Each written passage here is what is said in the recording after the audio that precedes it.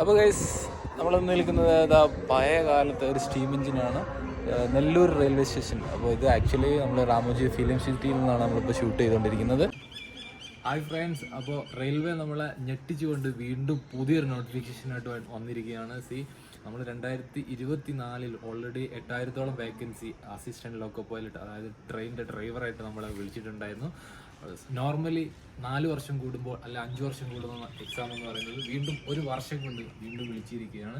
അപ്പോൾ 2025 പുതിയ നോട്ടിഫിക്കേഷൻ പ്രകാരം 10,000ഓളം വേക്കൻസി ഉണ്ട്. എക്സാക്ട്ലി പറയുകയാണെങ്കിൽ 9,970 വേക്കൻസിയാണ്. അപ്പോൾ അത് കുറച്ചുകൂടി കൂടാനുള്ള ചാൻസ് ഉണ്ട്. അപ്പോൾ നമ്മൾ ഇതിൻ്റെ ഡീറ്റെയിൽസിലേക്ക് കടക്കുന്നതിന് മുമ്പ് ആർക്കൊക്കെ അപ്ലൈ ചെയ്യാം, എങ്ങനെയൊക്കെ ചെയ്യാം എന്നുണ്ട് ഡീറ്റെയിൽസിലേക്ക് കടക്കുന്നതിന് മുമ്പ് ഈ ജോലിയുടെ കുറച്ച് പ്രത്യേകതകളാണ് നമ്മൾ നിങ്ങളോട് ഷെയർ ചെയ്യാൻ ഉദ്ദേശിക്കുന്നത്. ഒരു സാധാരണ ഗവൺമെൻറ് ജോലി എന്നതിലപ്പുറം ഒരു യുണീക്കായിട്ടുള്ള അതേപോലെ ഒരു ചലഞ്ചിങ് ജോബാണ് ഈ ലോക്കോ പൈലറ്റ് എന്ന് പറയുന്നത്. നിങ്ങൾ മറ്റുള്ള ഗവൺമെൻറ് പോസ്റ്റുകളിൽ നിന്ന് വളരെ ഡിഫറെൻ്റ് ആയിട്ട് നിങ്ങളെ സാലറി എന്ന് പറയുന്നത് നിങ്ങളെ ബേസിക്കിനേക്കാളും ഒരുപാട് ഡബിൾ മടങ്ങായിട്ട് നിങ്ങൾക്ക് സാലറി കിട്ടും.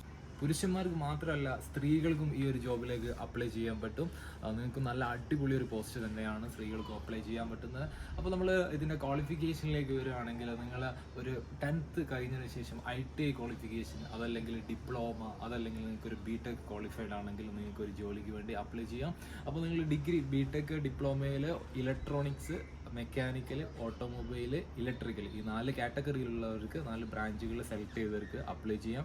അതേപോലെ ITIയിൽ കുറച്ച് സ്പെസിഫിക്കേഷൻ ഉണ്ട്, അത് നമ്മൾ ഡീറ്റെയിൽ ആയിട്ട് നമ്മളുടെ വീഡിയോയിൽ കാണിക്കുന്നതാണ്. കുറച്ച് ട്രേഡുകളിൽ ഒരു 12ഓളം ട്രേഡുകൾ എടുത്തവർക്കും എന്ത് ചെയ്യാൻ പറ്റും, ഈ ജോലിക്ക് അപ്ലൈ ചെയ്യാൻ പറ്റും. മുൻ വർഷങ്ങളിലൊക്കെ ഓരോ RRB സോൺ സെലക്ട് ചെയ്തിട്ട് അതിൻ്റെ വെബ്സൈറ്റ് വഴിയായിരുന്നു അപ്ലിക്കേഷൻ ചെയ്യേണ്ടതെങ്കിൽ ഈ കഴിഞ്ഞ വർഷം മുതൽ നമുക്ക് ചെറിയൊരു മാറ്റമുണ്ട്. ഇതിൻ്റെ എക്സാമിന് വേണ്ടിയിട്ട് RRB.apply.gov എന്ന് പറയുന്ന ഒരു യുണീക്ക് ആയിട്ടുള്ള വെബ്സൈറ്റ് വഴിയാണ് നമുക്ക് അപ്ലൈ ചെയ്യേണ്ടത്. പക്ഷേ നിങ്ങൾ ശ്രദ്ധിക്കേണ്ട ഒരു കാര്യം, നിങ്ങൾ ഈ 10,000ഓളം വേക്കൻസിയിലേക്ക് നിങ്ങൾക്ക് അപ്ലൈ ചെയ്യാൻ പറ്റില്ല. നിങ്ങളൊരു പെർട്ടിക്കുലർ സോൺ നിങ്ങൾ സെലക്ട് ചെയ്യണം. ആ സോണിലുള്ള വേക്കൻസിയിലേക്ക് മാത്രമേ നിങ്ങൾക്ക് അപ്ലൈ ചെയ്യാൻ പറ്റൂ. അപ്പം ഇതിൽ ഏറ്റവും ഇമ്പോർട്ടൻ്റ് ആയിട്ടുള്ള ഒരു കാര്യം എന്ന് പറയുന്നത് സോൺ സെലക്ഷൻ ആണ്. 18ഓളം സോണുകളായിട്ട് ഡിവൈഡ് ചെയ്തിരിക്കുന്ന ഇന്ത്യൻ റെയിൽവേയിൽ വ്യത്യസ്ത RRB വഴിയാണ് നിങ്ങൾക്ക് എക്സാമിന് അപ്ലൈ ചെയ്യേണ്ടത്. അപ്പോൾ നമ്മൾ സൗത്തേൺ റീജിയനിൽ വരുന്ന ട്രിവാൻഡ്രം RRB ഉണ്ട്, അതേപോലെ Chennai RRB, south western SWR ഉണ്ട്. പക്ഷേ ഈ വർഷം SWR വാക്കൻസീസ് റിപ്പോർട്ട് ചെയ്തിട്ടില്ല. അപ്പോൾ അത് നിങ്ങളൊന്ന് ശ്രദ്ധിക്കണം. അതേപോലെ നമുക്ക് സെക്കന്ദരാബാദ് ഉണ്ട്, അതേപോലെ നോർത്ത് സൈഡിലേക്ക്, അതേപോലെ ഈസ്റ്റേൺ സൈഡിലേക്കൊക്കെ ഉണ്ട്.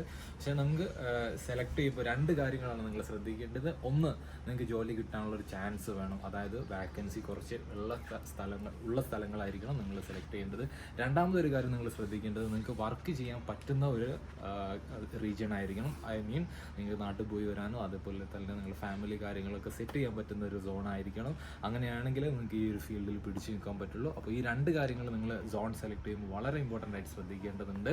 അപ്പോൾ ഇതിൻ്റെ ആപ്ലിക്കേഷൻ ഡേറ്റ് സ്റ്റാർട്ട് ആയിട്ടുണ്ട് ഓൾറെഡി. നിങ്ങൾ April 12th സ്റ്റാർട്ട് ആയിട്ടുള്ളത്. ഇതിൻ്റെ ലാസ്റ്റ് ഡേറ്റ് എന്ന് പറയുന്നത് May 11th ആണ്. അപ്പോൾ അതിന് മുമ്പ് നിങ്ങൾ അപ്ലൈ ചെയ്യാൻ ശ്രമിക്കുക.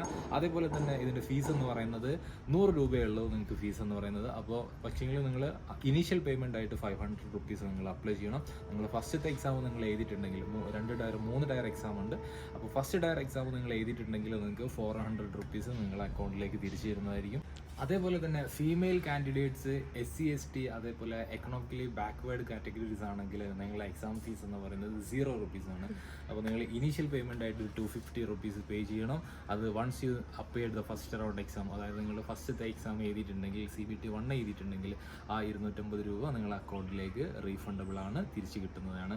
അപ്പോൾ നമ്മൾ ആർക്കൊക്കെ അപ്ലൈ ചെയ്യുക, ക്വാളിഫിക്കേഷൻ്റെ കാര്യം നമ്മൾ നേരത്തെ പറഞ്ഞിട്ടുണ്ടായിരുന്നു. BTech, ഡിപ്ലോമ, ഈ പറഞ്ഞ 4 ട്രേഡുകളുള്ള ആളുകൾക്ക്.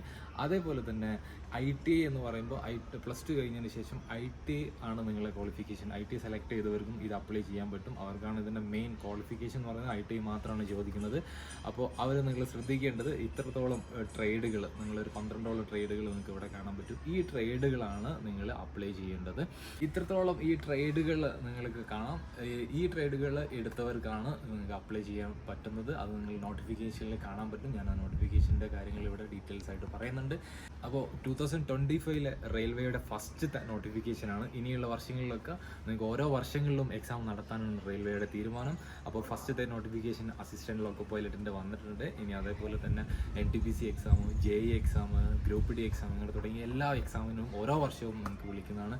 അപ്പം ഇതിൻ്റെ ഒരു പ്രത്യേകത എന്ന് പറയുന്നത് ഇതാണ്, ഒരു വർഷത്തിനുള്ളിൽ നിങ്ങൾ എക്സാം കഴിഞ്ഞ് പോസ്റ്റിംഗ് നിങ്ങൾക്ക് ആവുന്നതാണ്. ഇതാണ് റെയിൽവേയുടെ ഒരു ഏറ്റവും ഇമ്പോർട്ടൻ്റ് ആയിട്ടുള്ള ക്രൈറ്റീരിയ എന്ന് പറയുന്നത്. റെയിൽവേ സംഭവം ട്രെയിനൊക്കെ ലേറ്റ് ആണെങ്കിലും എക്സാമിൻ്റെ കാര്യത്തിൽ പക്ക പെർഫെക്റ്റ് ആണ്, പെർഫെക്റ്റ് ഓക്കെയാണ്. അപ്പോൾ ആ ട്രെയിനിൻ്റെ ശബ്ദം നമ്മളിവിടെ കേൾക്കുന്നുണ്ട്, നമ്മൾ തൊട്ടുപുറത്താണ്.